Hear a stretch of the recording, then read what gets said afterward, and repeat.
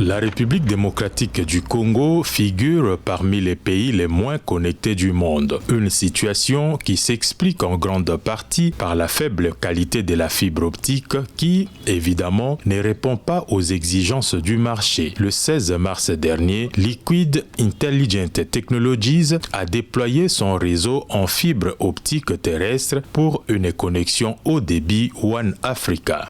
Liquid Intelligent Technologies a un rôle important à jouer pour combler le fossé numérique, tant en RDC que dans le reste de l'Afrique, où l'on dénombre 21 des 25 pays les moins connectés du monde. Et parmi la population actuellement connectée, la majorité passe par la téléphonie mobile pour accéder à Internet. D'où la nécessité d'offrir à ces sociétés une infrastructure fiable et de grande capacité pour acheminer leur flux de données.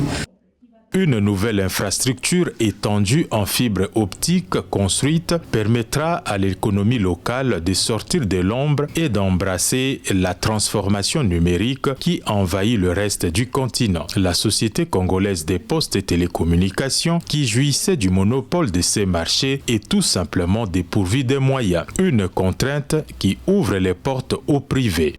Il faut le dire, on n'a pas honte de le dire aujourd'hui, qu'il y a énormément de difficultés.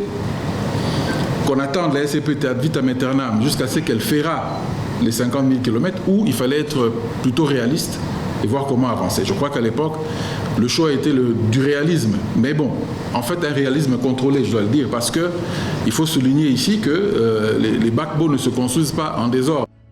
Avec la fibre optique terrestre déployée par Liquid Intelligent Technologies, la République démocratique du Congo est désormais reliée à partir de Mwanda, une ville située sur la côte atlantique ouest du pays, à des villes aussi éloignées que le Cap en Afrique du Sud ou encore Dar es Salaam en Tanzanie. Un réseau de fibres optiques de qualité est un atout incontournable à l'économie du pays, estiment les analystes.